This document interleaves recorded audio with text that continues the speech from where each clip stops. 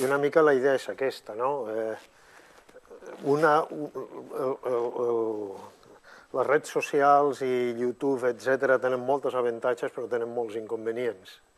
I un d'aquestos és que tothom té opinió sobre tot, molt sovint perquè el que va buscar són coses que li corroborin el que ell pensa, en comptes d'alguna manera tindre un debat, diguem-ne, científic, basat sobre fets i llavors sí que pots tindre una opinió, no?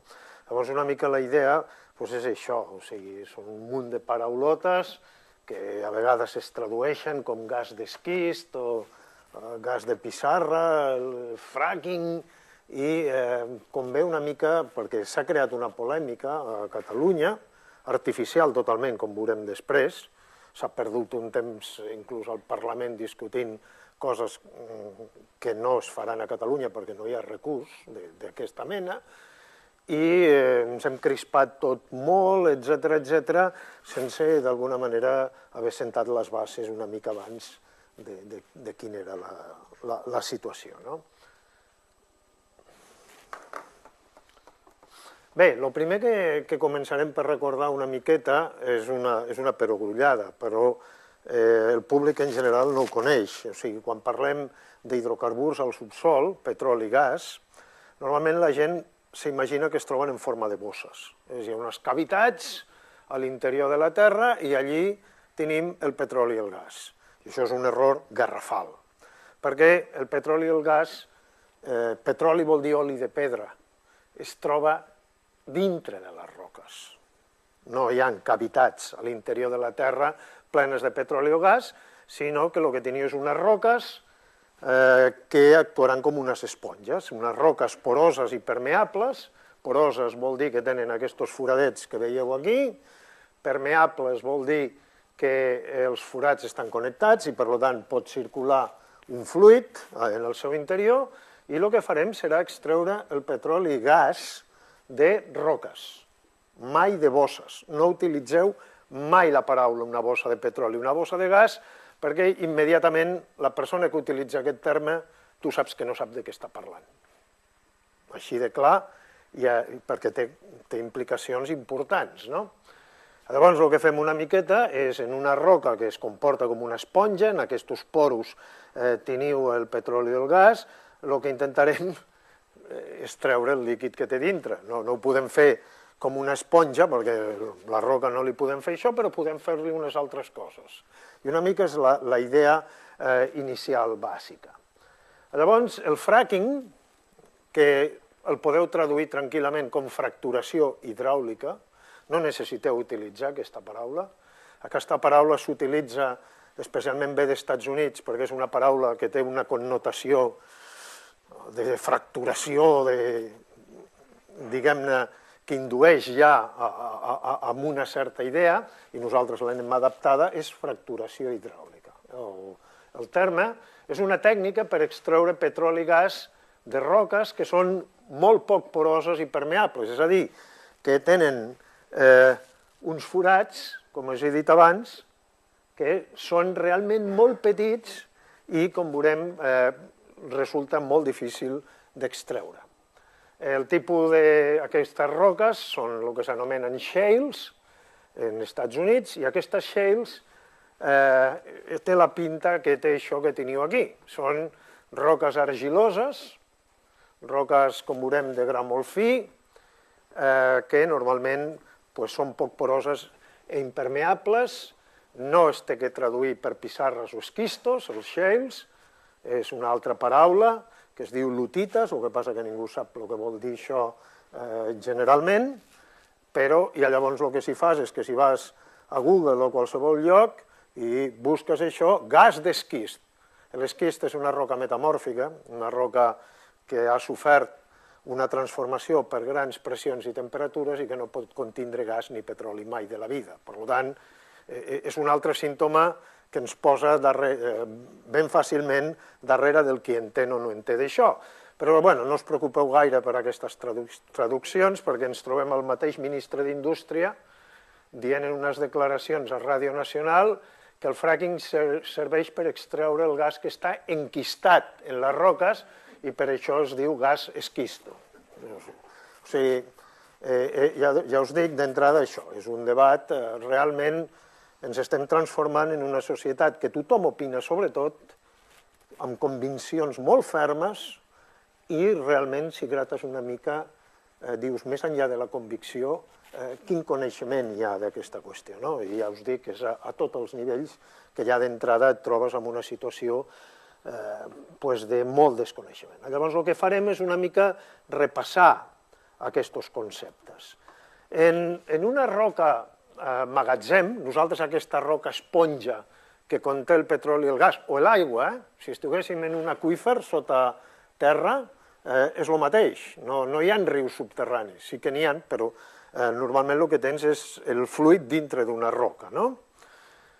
El gas i el petroli de tota la vida, el que tenim és una roca, a la roca teniu els espais porosos, els poros aquí estan marcats en blau, perquè l'hem injectat una reina de color blau perquè es vegi el que és gra de lo que és forat, i trobaríem el petroli, el gas i l'aigua aquí. Quines dimensions estic parlant d'aquests poros? Tot això són 0,5 mil·límetres. És una visió al microscopi, són poros microscòpics. I el que farem serà intentar recuperar el que hi hagi aquí dintre. Això és el petroli i el gas de tota la vida, el que anomenem convencional. Roques amb porositats microscòpiques, però, com veurem, molt més gran que quan ens anem a una argila d'aquestes, en el que hi ha els granets, que aquí els teniu aquí pràcticament no els veieu i la porositat no la veieu. Tots sabeu que quan teniu un terreny argilós i plou, és impermeable i el que es formen és tolls, perquè l'aigua pràcticament no circula, d'acord? Això mateix, vist al microscopi electrònic, aquest tipus de roca, perdoneu, ara us ensenyaré una ampliació d'un d'aquests poros, d'un espai d'aquests blau de menys de 0,5 mil·límetres, recordeu-vos el que és un mil·límetre, ens trobaríem aquesta visió. El porus seria tot aquest espai que teniu aquí, com buit, entre això que són els grans minerals. I jo el que faré serà extreure el petroli i el gas d'aquí. En aquest cas, la barra aquesta són micres, i una micra és 10 a la menys 3 mil·límetres, per tant, la longitud d'això són 0,05 mil·límetres. D'acord? Però això és el convencional. Quan em vaig al no convencional, a les shales, en realitat estic veient coses com aquestes, tingueu en compte que això és una ampliació d'aquest quadradet d'aquí dintre, i els poros en els que estic treballant són aquestes coses que tinc aquí, de color negre, i estic parlant ja d'escales d'aquest ordre.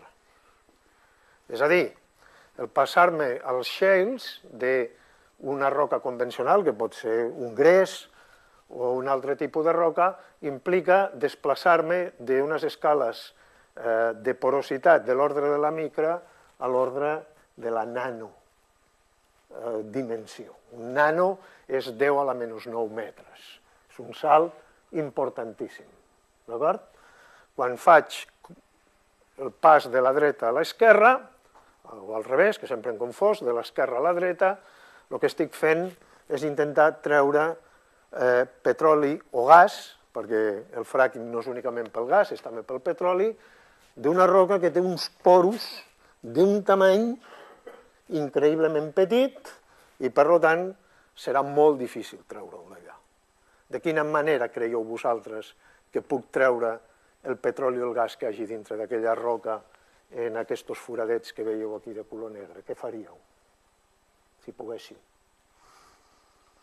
Està empapada de petroli i gas, i aquest petroli i gas estan en aquests foradets. Com se us acudiria? Fer més gran els forats, comunicar-los millor, i això com ho podeu aconseguir? Trencant-la. Trencant-la. És la fracturació.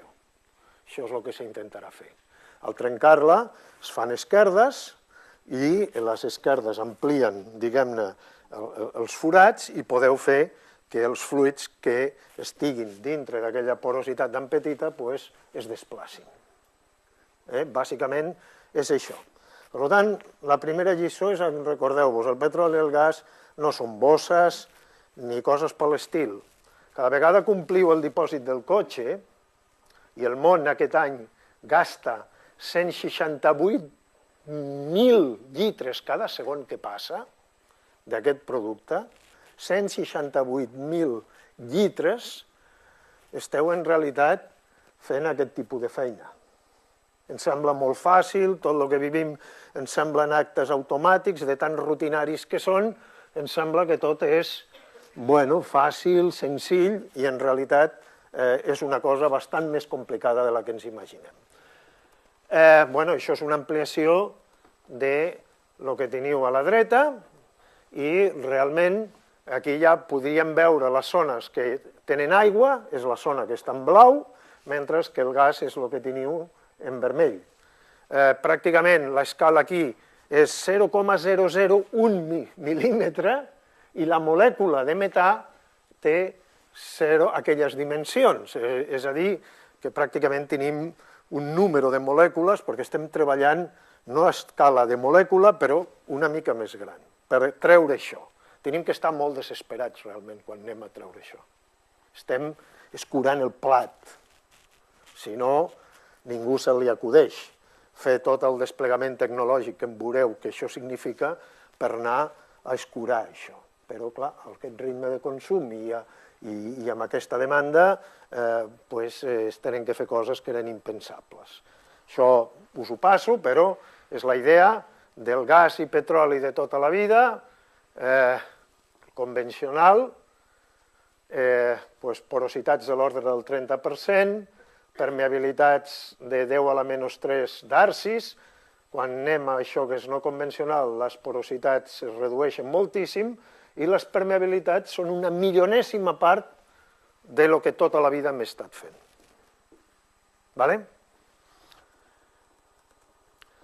Us he dit que per extreure això tenim que fracturar.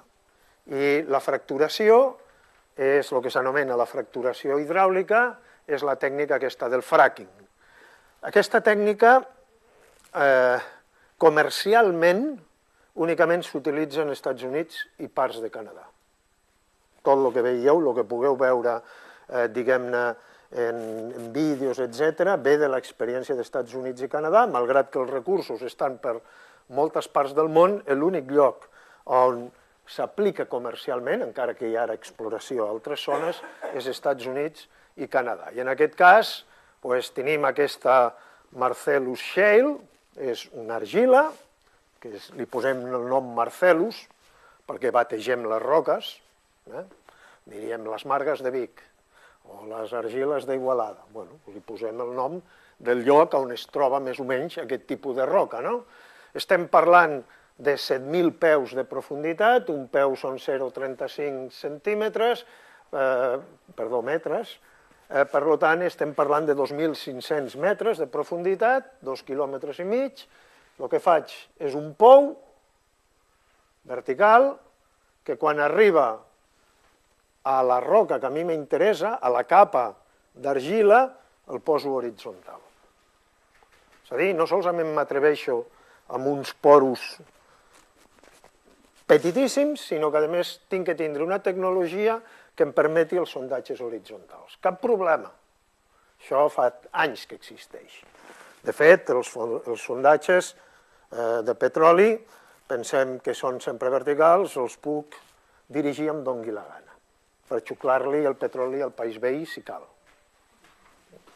O la longitud d'un sondatge de petroli, per exemple, a l'Àrtic, pot arribar a ser 11 quilòmetres.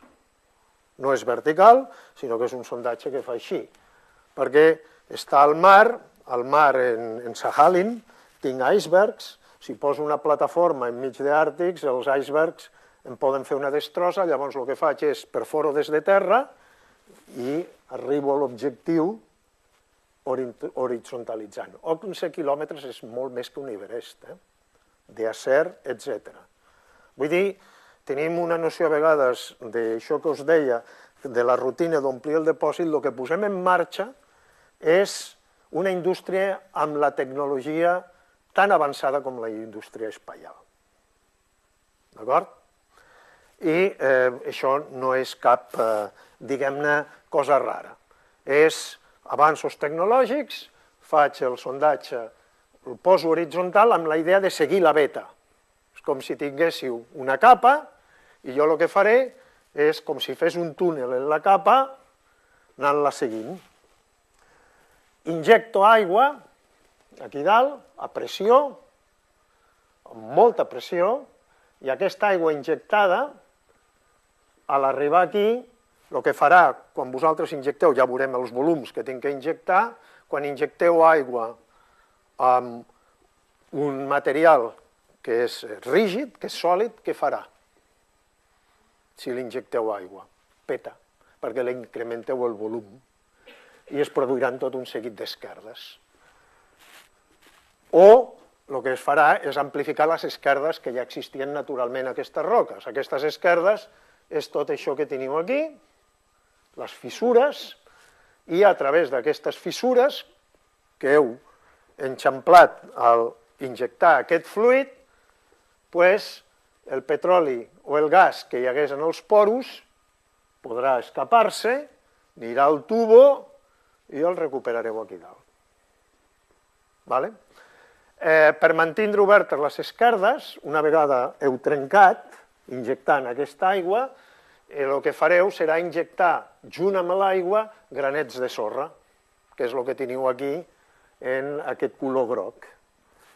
Una vegada oberta, per evitar que es torni a tancar, poseu alguna cosa dintre que impedeix que es tanqui del tot. I no únicament poseu sorra, sinó que també darrerament, i des del principi, se li posen unes llavors de propans, que són llavors que tenen un comportament com si fos un xiclet, que també impedeix que es tanqui. Són llavors que venen sobretot d'Índia i d'alguns llocs. Dir-vos que aquestes llavors tenen un valor en bossa en aquests moments increïble. Sí, i ningú s'ho pensava, els propietaris d'aquell terreny no sabíem què fer amb aquelles llavors. Doncs ha sigut una nova matèria prima que ha sortit amb això. És a dir, es fa tota mena, diguem-ne, de substàncies que ajudin a, una vegada oberta la fractura, tancar-la, que no es tanqui. I aquest procediment es repeteix les vegades que calgui. Això és una vegada, i si cal, ho torno a fer i ho torno a fer. Això d'injectar, trencar, treure. Injectar, trencar, treure. Què més? Bueno, el part d'aquest petroli i gas que surt de la roca ho recupero en superfície, però també recupero part del fluid que he injectat. Part es quedarà baix, i això serà un problema, perquè no sabré què passa amb aquesta aigua, però part ho recuperaré i ho separo en superfície. El que és aigua, el que és petroli, el que és gas, i aquesta aigua que recupero, la tinc que tindre, amagatzemar en superfície i evacuar-la a altres llocs, o per tractar-la, o per eliminar-la, perquè no la puc vessar en superfície, perquè crearia, diguem-ne, un impacte ambiental molt important, i el petroli i el gas, en canvi, l'amagatzemo aquí i després el porto als centres de consum per un gasoducte, un oleoducte, o com heu vist en aquests dies, per tren, que a vegades descarrilen i lien una bona. A Estats Units,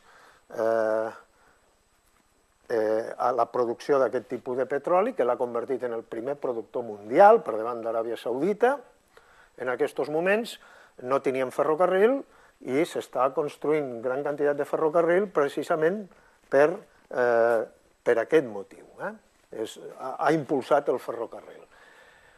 Normalment es diu, aquí teniu el water table aquest, és l'aqüífer. Els aqüífers solen ser més superficials que no pas a la profunditat aquesta de quilòmetres a la que vaig, no sempre. Es diu que aquest procediment pot contaminar els aqüífers. A part de l'aigua en superfície, jo puc contaminar els aqüífers. Pot passar, però normalment un pou, el que vosaltres feu és revestir-lo. Una vegada heu fet el forat, se li posa una carcassa d'acer, estan entubats, i entre l'acer i la paret de roca se li posa ciment. És la raó per la qual vosaltres el que teniu és aquest pou, aquesta línia negra més gruixuda que teniu aquí. Normalment no té per què haver filtracions a les aigües si el procés de cementació i entubat està ben fet, però sempre es pot trencar, sempre pot ser que la companyia vulgui estalviar diners i vagi més ràpid del que calgui, etc. Les companyies que treballen en el shale gas en Estats Units no són les grans, són companyies petites, amb poc muscle financer, que han fet tot el procediment d'aprenentatge perforant pous, i han fet molts desastres fins que poquet a poquet es va aprenent més o menys la tecnologia. Per tant, és possible que hi hagin contaminacions d'aigües, però si en principi l'obra està ben feta, aquest risc es pot eliminar. Ja us he dit abans que és un recurs global, les extensions de zones on existeixen roques susceptibles de produir aquest petroli o gas és tot el que teniu en vermell aquí, en aquest mapa. I tingueu present que les zones que estan en blanc no és que no n'hi hagi, és que moltes d'aquestes ni s'ha explorat encara, perquè a ningú se li acudeix anar a la península aràbiga a buscar aquest tipus de roca quan tenen tot el convencional que volen. Aquest és més car i per tant ni s'ha explorat. Us trobareu totes les zones de conflictes, moltes d'elles tenen una riquesa important. Teniu, el que és importantíssim és tota la concentració que teniu en el continent americà, Amèrica del Nord, tant en Mèxic com Estats Units com Canadà, Brasil, Colòmbia, Neuquén, Vaca Muerta, problemes que ha hagut una miqueta en la nacionalització de Repsol, etc. Quan teniu una mica aquest mapa en el cap, enteneu moltes coses. Fixeu-vos que l'extensió d'algunes d'aquestes zones hi cap la península ibèrica sencera, perquè això és important, i l'únic que tenim una miqueta en possibilitats a la península ibèrica és aquesta petita taca que teniu aquí en el País Basc. Les zones que teniu amb colors més clarets són zones que s'han avaluat, però que de moment s'han deixat estar perquè aparentment no són interessants, que aquestes serien les zones que haurien tocat una miqueta a Catalunya. En qualsevol cas, hi ha moltes possibilitats, producció comercial solament en Estats Units i Canadà. Aneu-vos demanant el per què una miqueta. Per què? No únicament això.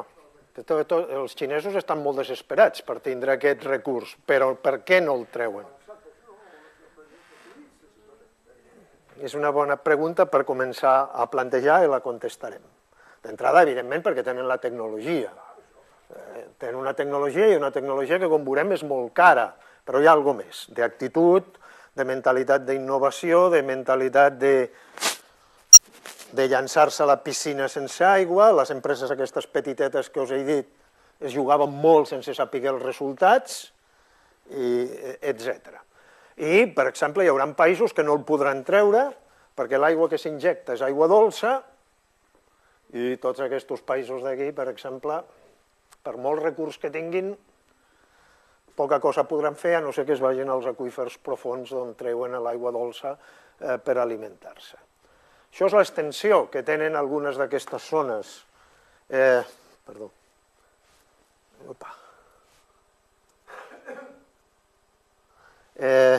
En Estats Units. El que teniu en blau és l'extensió de les roques que contenen aquests recursos. Els ha tocat la loteria geològica. Que un país a vegades sigui ric o no depèn d'una història de lo que va passar molts milions d'anys enrere, amb ells els hi ha tocat, i l'explotació és el que teniu en groc. Ja us dic que cap, per exemple, a Texas, cap la península ibèrica sencera. Són extensions enormes, ja veureu per què. Què necessita un pou d'aquestos quan feu una operació de fracking? Això és l'aspecte que té. Aquí teniu la torre que farà la fracturació, aquí teniu l'aigua que injectareu, aquí teniu l'aigua que ja heu tret i que està pendent de tractament o d'emportar-la a algun lloc. La superfície afectada per un pou és d'un camp de futbol, una hectàrea. Però cada explotació d'aquestes necessita de 15 a 30 milions de litres d'aigua. Als Estats Units s'han arribat a perforar 35.000 pous per any. Això vol dir un consum d'aigua equivalent al consum d'1 o 2 ciutats de 2,5 milions d'habitants. Els Estats Units consumeixen molta més aigua que Barcelona, per exemple. Penseu-hi. Teniu que transportar tot aquest equipament mòbil que teniu, els fluids, els sòlids, vol dir que cada pou d'aquestos tindreu una contaminació, diguem-ne, per vehicles circulants de 1.000 viatges de camió per cada pou. 35.000 per cada pou. Imagineu-vos que és una zona rural que de cop es converteix en una zona pràcticament industrial. Teniu que ampliar la red de carreteres per connectar tots els pous entre ells. Necessitareu també fer gasoductes o oleoductes. Els equips de fracturació hidràulica són temporals. Quan heu fet la fracturació hidràulica traieu la torre, que és aquest cas d'aquí, deixeu únicament unes vàlvules en superfícies que no es veuen, no es veu la torre, però igualment seguiu ocupant la zona perquè necessiteu emmagatzemar l'aigua, camions, etc. Per tant, tindreu una afectació del terreny durant 1 o 2 generacions. És a dir, és una cosa que són paraules majors quan veieu tot el que es necessita per tirar endavant aquesta qüestió. El que s'injecta és majoritàriament en un 95% aigua, el 4,9% restant és la sorra i aquestes semilles que us he dit abans, per mantenir obertes les fractures. Hi ha un negoci del sorra increïble amb això. Els proveïdors de sorra la teniu que treure d'algun lloc, també. I ja sabeu que la sorra a nivell mundial és una de les matèries primes més buscades, també. D'acord? El 0,1% que us deia abans, que quedaria aquí dintre, són àcids que s'injecten per obrir la fractura, intentar dissoldre la roca, i a més d'aquest àcid, una part petita són altres substàncies químiques que estan en discussió perquè les companyies que operen als Estats Units ho mantenen confidencial. Ho mantenen confidencial com la fórmula de la Coca-Cola, pura i simplement perquè són, diguem-ne, combinacions químiques que ajuden a extreure més perquè mantenen més grans les fractures durant més temps o més grans. Quan les han fet públiques, teniu una sèrie de compostos amb un determinat propòsit, que sempre és produir més gas o més petroli, i en aquest cas, si vosaltres li porteu aquesta d'aquí, algú que treballa en química et dirà que són les substàncies que industrialment s'utilitzen en la vida quotidiana, encara que hi ha també qui opina que hi ha substàncies cancerígenes, etc. Però la gran realitat és que no es coneix gaire perquè està protegit per fórmules de confidencialitat. El gran problema d'aquest mètode és, a part de tot el que us he dit abans, que si vosaltres feu un seguiment de la producció, la quantitat de petroli o gas que traieu amb el temps, resulta que en un any, que seria la distància entre dos d'aquestes barres, la quantitat que extraieu, el que anomenem la producció, ha caigut al 50%. Des que comenceu, una vegada fracturat, a treure el gas, passa un any, al cap d'un any ja esteu obtinguent la meitat. en 2 anys el 65% i després va caient molt ràpidament. Com podeu imaginar, fer una activitat d'això és una inversió de diners molt important. No us podeu permetre que caigui la producció a la meitat perquè pràcticament us costarà molt amortitzar el que heu invertit. Què teniu que fer per mantenir la producció? Fer una altra, i una altra, i una altra. Llavors és una mica com la reina vermella del conte d'Alícia en el País de les Meravelles, que estava corrents per mantindre's al mateix lloc. És una mica, tens que estar constantment perforant per mantindre la producció a aquest nivell d'aquí. I això comporta una ocupació del territori molt important. No solament serà el que us he dit abans de camions, etc., perquè al cap i a la fi estàvem parlant d'un camp de futbol, si el que necessitaré són molts camps de futbol. Mireu, això és Texas, Fort Worth, això són 20 milles, i cada puntet vermell és un punt. I si ho veieu en una vista aèrea, en Wyoming, 1, 2, 3, 4, 5, 6, 7, alguns ja abandonats, un altre que s'està perforant, un altre que està en la fase d'extracció, teniu una ocupació del territori d'aquest ordre. Fixeu-vos que la tecnologia permet inclús perforar dintre de l'aeroport. Aquí teniu l'aeroport de Fort Worth, no tenen cap problema. O inclús si jo tingués la facultat de geologia, al costat de la facultat de geologia es pot posar una torre d'aquestes, no hi ha problema, en Estats Units, tot això és Estats Units, i la idea és això, d'aquí això és Wyoming. Ja que poden moure el cable com volen, imaginem que ja no és rendible. Treuen el cable, fiquen enmig d'una zona interessant i el cable acaba aquí. Després, el que tinga forat... Exacte, sí senyor. Per evitar aquest, diguem-ne, tot això, el que faran és aprofitar un emplaçament en superfície per drenar el màxim possible a baix. Això són el que s'anomenen pous múltiples. És una torre de sondeig a baix, però el que fas és cap aquí, cap allà, cap acá, i tal, de forma que la projecció en superfície d'aquí surten en moltes direccions els sondatges.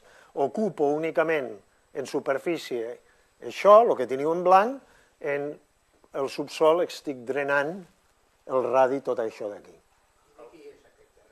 Això és la pregunta, això és la qüestió clau, el que acabes de demanar. Ara venim aquí. Aquesta és la qüestió clau del propietari. El propietari del terreny a dalt és el propietari del subsol als Estats Units. I això, per això es dic que quan aquí parlem d'extrapolar-lo d'allí a aquí, estem comparant pomes amb peres. Per tant, és un avançament tecnològic impressionant. Podeu comprendre, amb el que us acabo d'avançar, que si us ve una companyia i tu ets el propietari del terreny, el propietari d'aquest ranxo aquí en Wyoming, li diuen, escolti, vostè té sota el seu, a part de tindre les vaques pasturant per aquí, els cavalls i els bisons, i el que vulgui, vostè a sota del seu terreny té un tresor, però vostè no té la tecnologia per treure'l. Jo sí. Arribem a un acord? Aquest és el plantejament.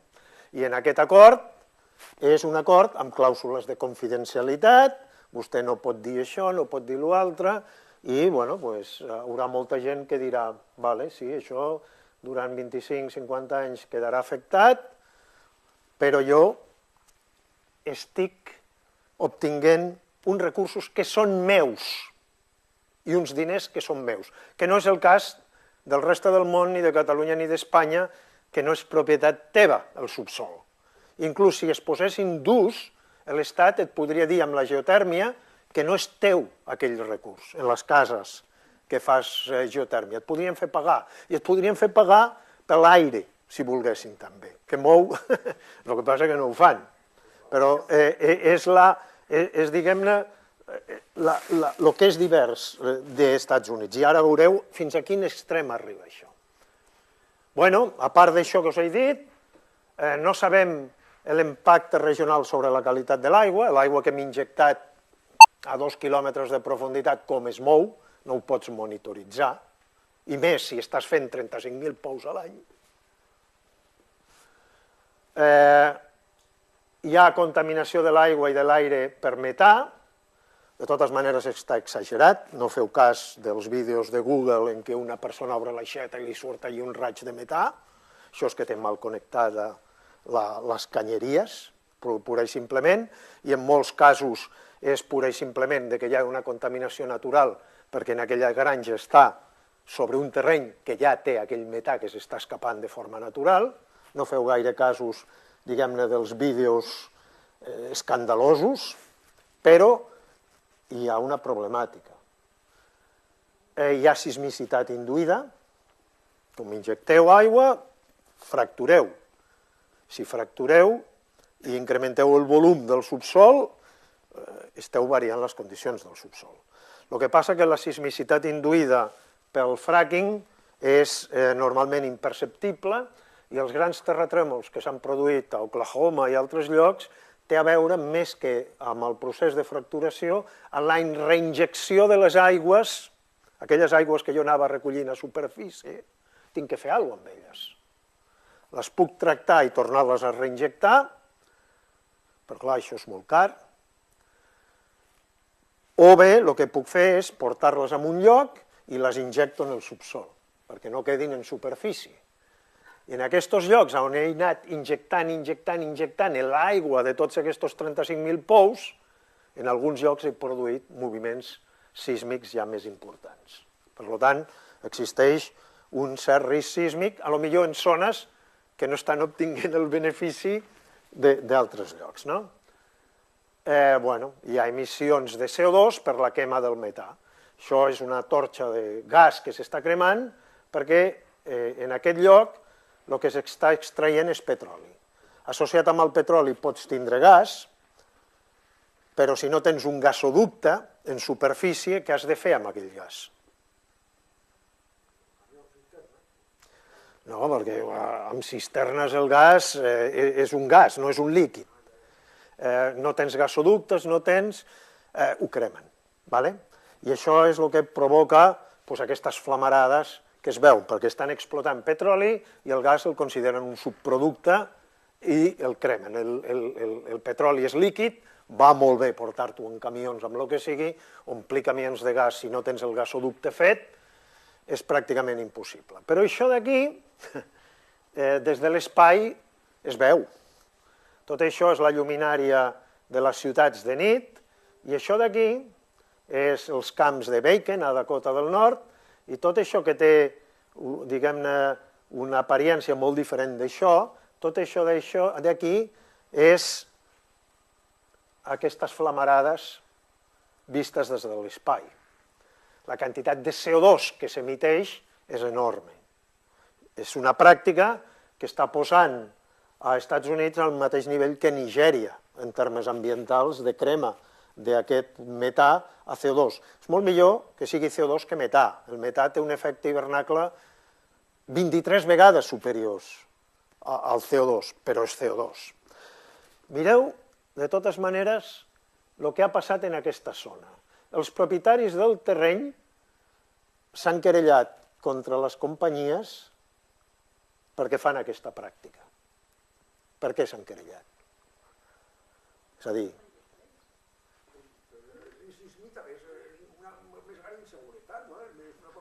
per mediambiental? No, perquè els estan cremant un recurs que és seu. La història de com diferent funciona als Estats Units d'aquí és que un grup dels propietaris d'aquí s'han querellat contra les companyies perquè els estan malbaratant un recurs que és seu. Per què m'estàs cremant el meu gas? Apanya't i fes el que vulguis i treu el petroli, però el gas no me'l desaprofitis. Aquesta és la diferència de mentalitat total. Com canvia de que tu obtinguis uns dòlars comptants i sonants sobre la taula a que sigui una qüestió més o menys, diguem-ne, de convenciment o, diguem-ne, ètica, moral, de lo que tu creus. Llavors, anem per aquest camí. Una altra raó per la qual no hem de pensar que lo dels Estats Units es pugui portar aquí és, bueno, evidentment, inclús en els Estats Units hi ha una opinió pública molt dividida segons els beneficis que tu puguis treure d'això o no. Inclús s'està notant que es va començar aquesta tècnica en estats molt petroliers, sense cap oposició, a mesura que es van movent a altres zones poden i comencen a tindre oposició també, com passa a Europa. En qualsevol cas,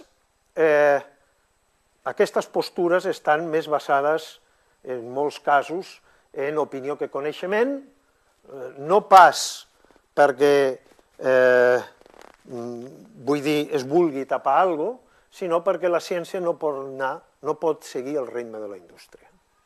La ciència no pot estar estudiant què li passa a l'aigua que injectes un pou quan t'estan perforant 35.000 pous per any, i en un any ja t'estan perforant un altre, i un altre. És a dir, no hi ha prou coneixement per saber què és el que realment està passant. Els Estats Units, amb aquest esperit pioner que tenen, no funcionen amb el principi de precaució. Si no sé alguna cosa, no ho faig. No, allí va al revés. La màxima és aprendre treballant. Em poso a fer i el que tingui que aprendre ho aprendré mentre treballo. És el learning while working, no és el principi de precaució. Fins que la ciència no ho sap, no començo. És l'emprenedoria al 100%. Tira milles. Què hi havia a l'oest quan van començar a anar cap allà? Ves i m'ho contes a la tornada. És una mica aquest esperit. Greed is good. Ells consideren que l'ambició és un motor. És, diguem-ne, una actitud positiva, perquè et permet tirar per endavant, i com deia la Palin, quan tu li dius alguna cosa, diu drill, baby, drill, per fora, ves, fem forats, i tira endavant, i ja ens ho trobarem. A més, aquestes activitats, com us he dit, estan protegides per clàusules de confidencialitat, un contracte entre el propietari del terreny i l'empresa, amb la qual la ciència desconeix moltes coses, i són empreses privades petitetes, hi ha poc diner per la investigació. Per això dic que hi ha més opinió que coneixement, no pas perquè es vulgui minimitzar els impactes d'això, perquè ja us els he explicat, però que realment hi ha moltes coses que es donen com segures que tu no trobes una publicació en els circuits científics amb peer reviewing que hagi seguit el procediment estàndard per la ciència. Per això dic que hi ha molta més opinió que informació, perquè això, clar, cau antipàtic d'entrada, sobretot pel que no percebeix cap guany. En qualsevol cas, per anar acabant amb això, dir-vos que seria un error pensar que és un mètode intrínsecament dolent, el que hi ha són molt males pràctiques, és el que passa, no jutjareu un hospital pels accidents que té, o per les males pràctiques que té, d'acord? I en aquest cas, després de perforar més d'1 milió de pous, que és el que s'ha fet als Estats Units, simplement que tingueu una incidència de males pràctiques de l'1%, calculeu la multitud de casos que tindreu en això. El que cal és analitzar cas a cas. Però, clar, va tan ràpid que això tampoc és possible. Llavors, la Unió Europea una mica el que es troba, està intentant és legislar alguna cosa que es quedi ni en un extrem ni en l'altre, tinguent en compte que, a més, aquí els propietaris del terreny és l'Estat. O sigui que el que està dalt l'únic que tindrà són promeses de que invertiré part d'això, amb la qual la cosa és força més complicada. La pregunta que us podeu fer és, bueno, vale, és una mentalitat diferent, és un país diferent, hi ha coses fonamentals, però per què Estats Units s'ha embarcat amb això?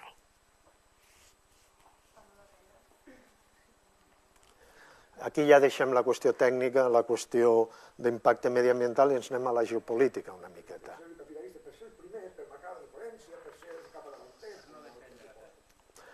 Sí, però també per una cosa que cada vegada la tenim que tindre més clar. El món enfronta moments de molta incertesa. Hi ha molts riscos per tot arreu. Llavors, tu enfront d'un risc pots actuar d'una manera, pots conèixer tots els riscos, però pots actuar sobre ells? En molts casos sí, però hi ha altres que no depenen de tu. Llavors, l'actitud ferma enfront d'aquests riscos que tu no pots controlar és, en cas que es materialitzin, que siguis resilient, que tinguis la capacitat de recuperar-te de l'impacte una vegada es materialitzi, sortint, si pot ser, amb el mínim dany possible. Això és una cosa que trobareu a tots els nivells, en riscos naturals, en situació energètica. No es tracta d'estar mirant, ai, ui, em passarà, sinó d'estar actuant per si es materialitza això, dir, paro el cop. Llavors, la pregunta és resilient el teu país? Què ha fet els Estats Units amb això? Ha apostat per això, perquè sap que existeix una situació política molt complicada i això li permetrà, atenció, momentàniament parar el cop, ja veurem a més llarg plaç, això és la dependència de les importacions de petroli, de forma que aquests rombos, un és en el 2010 i l'altre és el 2035, quan més, pel cas del petroli, quan més a l'esquerra estiguis millor, això és la dependència del gas, quan més a baix estiguis, millor. Mireu als Estats Units, amb aquesta tècnica, el que ha aconseguit. Que el 2020 era depenent pràcticament d'importacions d'un 60% de petroli, en el 2035 únicament dependrà d'un 30%. I aquest 30% el pensa solucionar amb programes d'eficiència, biocarburants, etc. Seran autosuficients en petroli. El gas és encara més espectacular. Depenien d'un 10%, es fan exportadors. És a dir, aconsegueixen d'alguna manera preparar-se per uns temps que geopolíticament seran complicats amb el convencional, perquè està tot molt concentrat a determinades zones, mentre que al mateix temps la pobra Unió Europea se'n va d'una dependència de les importacions de gas del 80% al 90% i d'unes dependències de les importacions del petroli del 60% a pràcticament el 80%. Atansant-se aquests països que depenen 100% de petroli i gas, Japó, Corea, Espanya, Catalunya, etc. D'alguna manera, si això m'ho poso en un mapa mundi, això són els fluxos de gas previstos en el futur. Quan surt una fletxa que es porta. De futur estàs parlant del 2035 i del 2020. Estem parlant d'aquí 8 anys, d'aquí 20 anys. I, evidentment, el futur mai serà com el que jo dic aquí, però és un anàlisi de prospectiva. Ja ho tinc clar, que no estem predestinats a res. Però, si seguim actuant com ara, el més probable és que arribarem a això. Mireu, els Estats Units exporta. I, a més, té la tecnologia i la indústria per anar a extreure què? Tot el que hi havia aquí baix. Perquè aquests tenen els recursos, però no han desenvolupat el know-how durant tot aquest procés que han estat fent. Amb la qual cosa hi ha un continent sense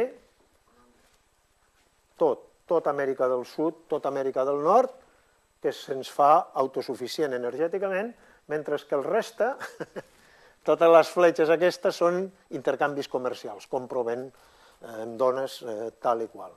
Qui serà més resilient?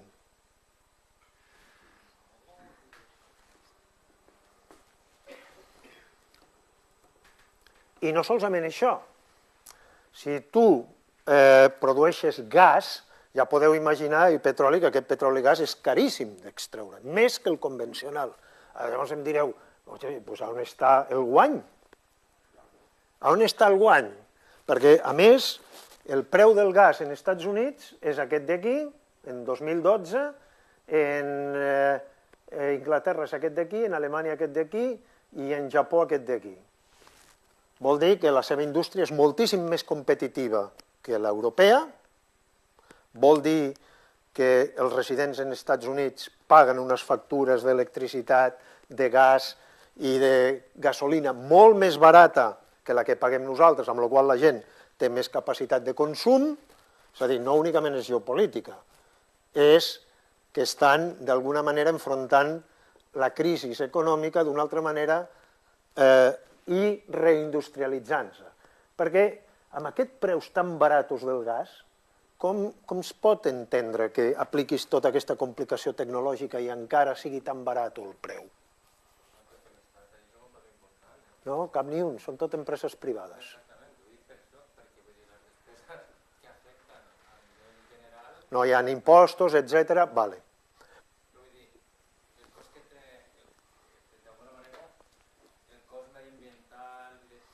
Tot això fora.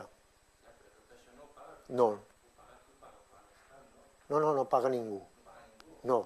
Si tu veus la factura de la llum d'Estats Units, no hi ha el 50% aquests de costos, diguem-ne, regulats per l'Estat i tal. Tu t'entens directament amb les companyies.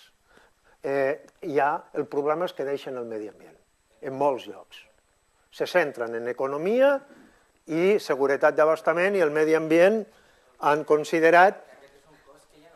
No, exacte.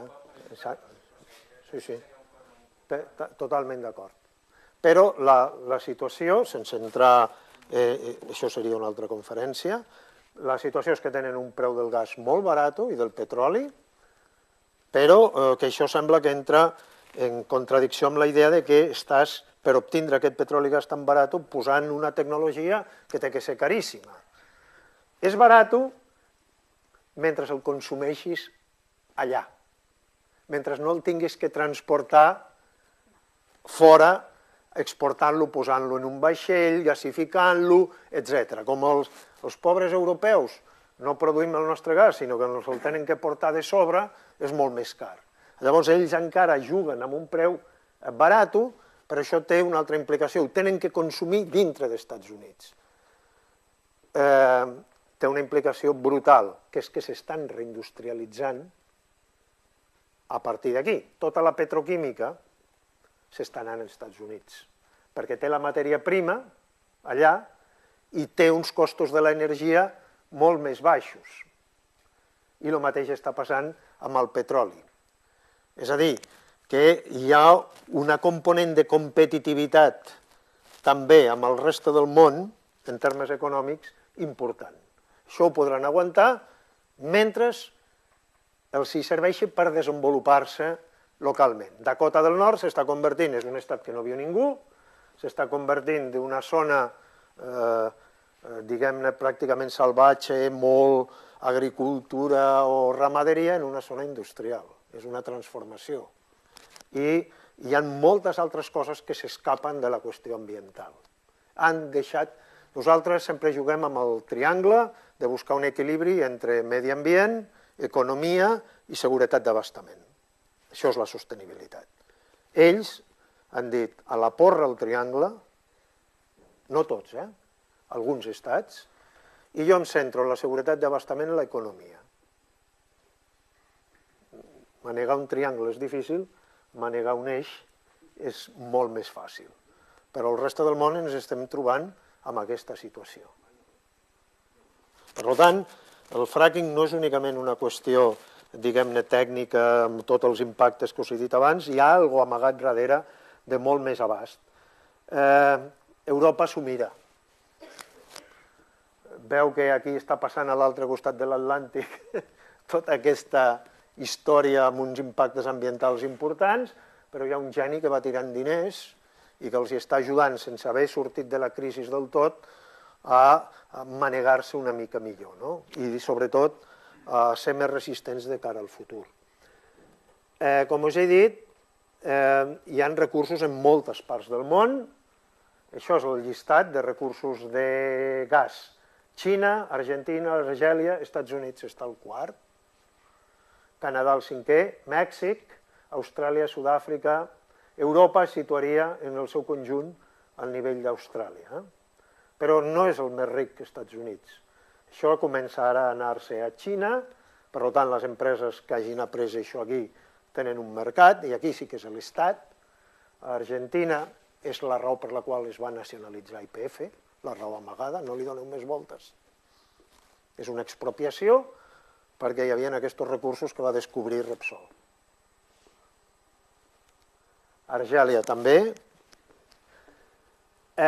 Si mirem a nivell d'Europa, Espanya de gas en té molt poquet comparat amb el que té França d'aquest tipus de gas, o el que pugui tindre Polònia, o el que pugui tindre Dinamarca o el Regne Unit. Els seus recursos estan sobretot concentrats en aquesta zona d'aquí. S'ha estudiat també tota aquesta altra zona, però aquí els resultats han sigut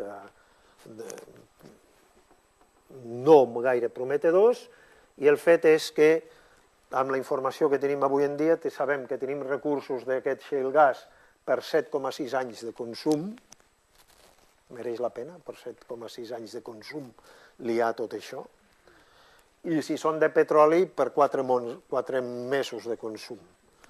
Evidentment, això és una avaluació feta per companyies dels Estats Units. Hi ha altres avaluacions de gent del país que això ho multipliquen pràcticament per 10. Però jo crec que li posen massa optimisme, no? A Catalunya ja sabeu que ha hagut una polèmica, deixeu-me que us digui els permisos on suposadament ara ja estan cancel·lats, es tenien que fer són els que teniu en blau. A mar no es fa el fracking arreu del món. Podeu imaginar que tot el que us he explicat al mar és impossible, és inviable. Quan sentiu gent que diu que les prospeccions en el mar estan preparant-se pel fracking, digueu-li sí, sí. D'acord? No. I en aquestes zones, quan se'ls avalua geològicament, es veu que pràcticament no hi ha res allà. Ja sé que em fareu la pregunta, i llavors per què demanen un permís? Si em feu aquesta pregunta és que no he entès com funciona el mercat. A veure, jo sóc una companyia i en el meu lloc d'internet poso, d'entrada demanar un permís d'exploració en Espanya o Catalunya és fàcil, perquè com no tenim res, miri, si vostè vol invertir els quartos i em trobar alguna cosa, estaré molt content, o sigui, és barat. Però a part d'això, i per tant és fàcil, a part d'això, tu vas, aconsegueixes aquest permís, poses en la teva pàgina web, tinc un permís d'exploració que m'ha concedit el govern de tal lloc. Tu ets un que estàs navegant perquè vols invertir uns calerons per allà i què penses d'una companyia que t'ha posat això? Hosti, mira, tenen iniciativa, són emprenedors, i automàticament penses que si ha demanat un permís és perquè allí hi ha alguna cosa. Sí? Doncs no, no necessàriament, perquè la gent que navega no té per què saber res de la geologia d'aquell lloc.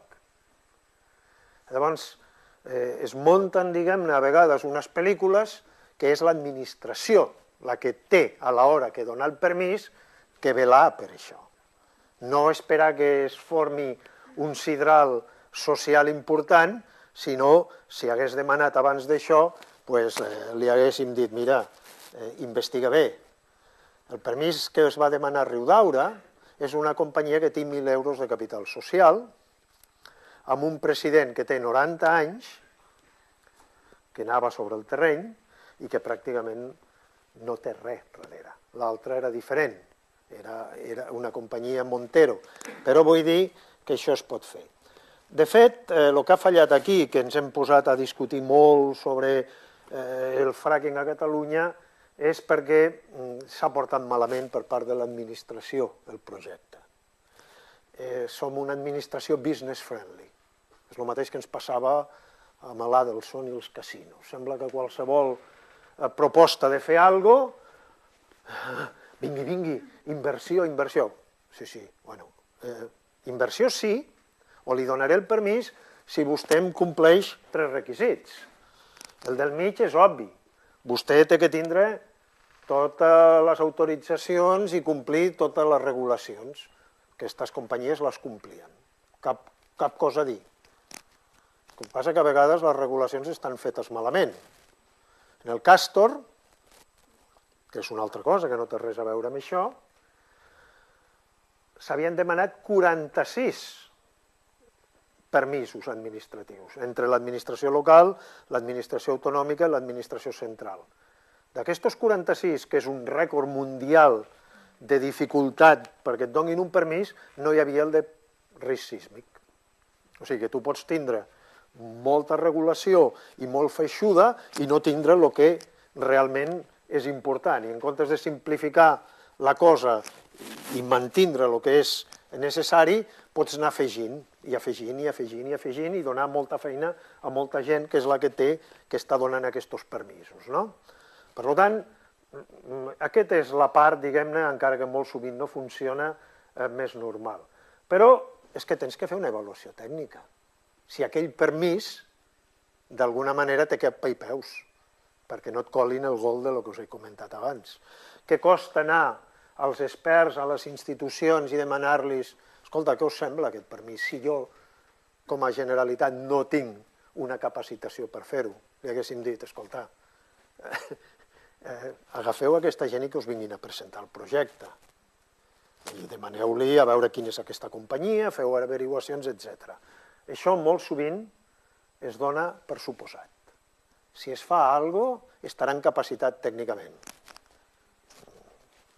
Suposo que teniu en el cap unes altres grans empreses constructores en altres llocs del món, etc. No és únicament un cas nostre. I el tercer és que tens que fer front i afrontar, si la teva empresa és solvent, els arguments i les demandes socials. Els tens que escoltar, tens que informar, tens que ser transparent i tens que fer les 3 coses. En el cas d'aquests permisos, l'únic que es va mirar és això d'aquí, que es complien els requisits administratius. No es va informar a ningú, ni tampoc es va fer una avaluació de la bondat tècnica d'aquest projecte. En energia vol dir, i amb això vaig acabant, que tens que fer infraestructures. L'energia ens sembla molt bonic, però l'energia la tens que produir, per produir-la tens que portar matèries primeres i una vegada has transformat aquesta matèria primera en electricitat, després tens que fer línies que et portin l'electricitat als llocs. Una infraestructura, com quan fas una carretera o fas un carrer, suposa un greuge que generarà indignació per part dels afectats. És que no hi ha tutia. Vull dir, va de por sí. Per tant, quan tu gestiones un projecte energètic, tens que saber gestionar aquesta indignació. El que no pots fer és ignorar-la. Llavors, de cara al futur, el que es preveu és passar, això són qüestions més sociològiques derivades, per exemple, de la indústria nuclear en Suècia, com van aconseguir que hi hagués una acceptació social, perquè ho van aconseguir, i d'allà es desprèn aquest tipus de, diguem-ne, d'actitud, passar del dat, del pare, a la mare, i ara no us ho prengueu massa en sentit estricte, però això són els acrònims d'aquí. El pare, o una actitud autoritària, és decideixo, anuncio i defenso. I s'ha acabat la història. I et trobaràs moltíssima gent que encara et defensa això. Mira, ho fem, i una vegada ho tinguem fet, tiro. Això cada vegada és més difícil, és impossible. Mireu el que està passant a Burgos, o el que passarà a qualsevol lloc. Enfront d'això, el lògic és el que fa la mare. Ens trobem, arribem a un acord, i llavors prenc la decisió. I això és una miqueta, diguem-ne, el canvi de mentalitat que tindrem que fer si realment, per mantindre una mica aquesta aproximació completament diferent dels Estats Units, molt més complexa, cal informar la gent, cal que la gent faci seva, diguem-ne, qualsevol projecte abans de tirar endavant. De lo contrari, el que tindrem és explosions, diguem-ne, que ens impedeixen anar avançant.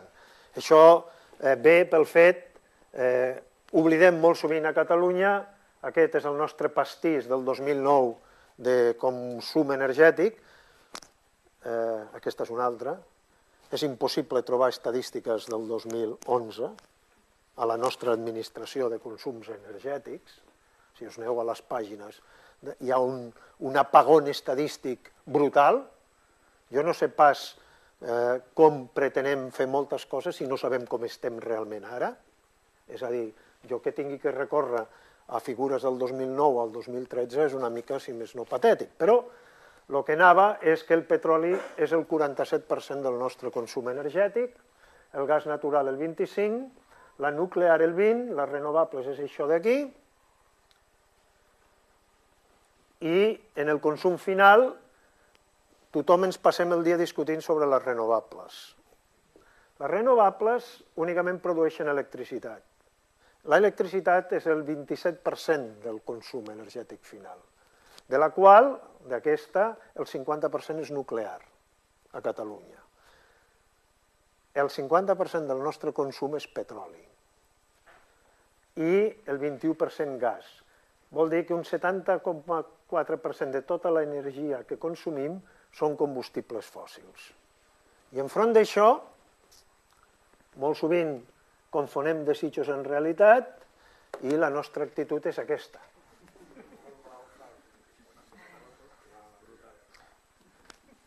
Hi ha algo que falla de base, que és la informació, l'anàlisi sossegat, el començar a aprendre aquestes coses des de petits a l'escola, el que a l'escola no sigui un vehicle de transmetre consignes, sinó que sigui una qüestió més de fer una aproximació científica i una aproximació raonada, crítica a les coses, i ens estem trobant en una situació, això, per exemple, Canàries, no a la prospecció d'hidrocarburs enfront de les costes de Canàries.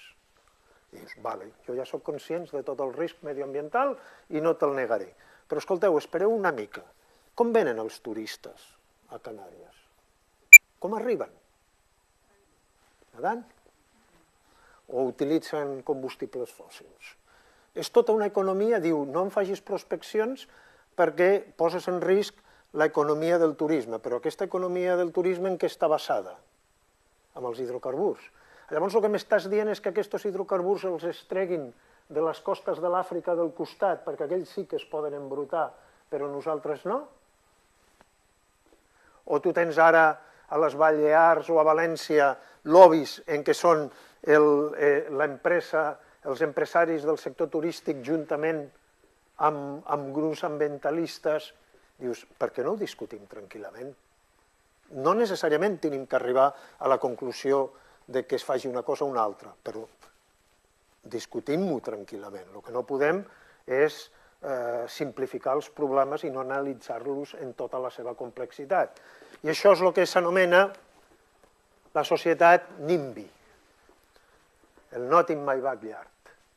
NIMBY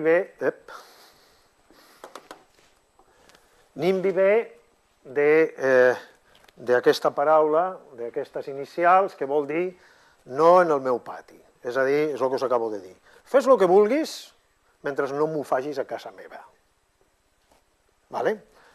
Aquesta actitud és una actitud que diu no a les infraestructures, als impactes mediambientals visuals i socials, ei, però jo vull tots els serveis que això proporciona, i que no em falti ni un, i a més el vull barat i de qualitat.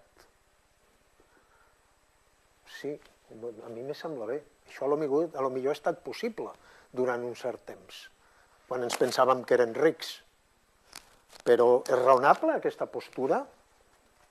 Vulgue tots els serveis de l'energia sense ser conscients dels costos de disposar d'aquests serveis? I aquesta actitud, aquesta contradicció, provoca mobilitzacions socials, dificulta la gestió per a l'administració, crea tensió. Llavors la qüestió és si això és un principi, és l'aplicació d'un principi de precaució legítim o és un símptoma d'una societat esquizofrènica que està acostumada a exigir tot sense donar res a canvi, com si això fos possible. I ho deixem una miqueta aquí ja, perquè ja és hora.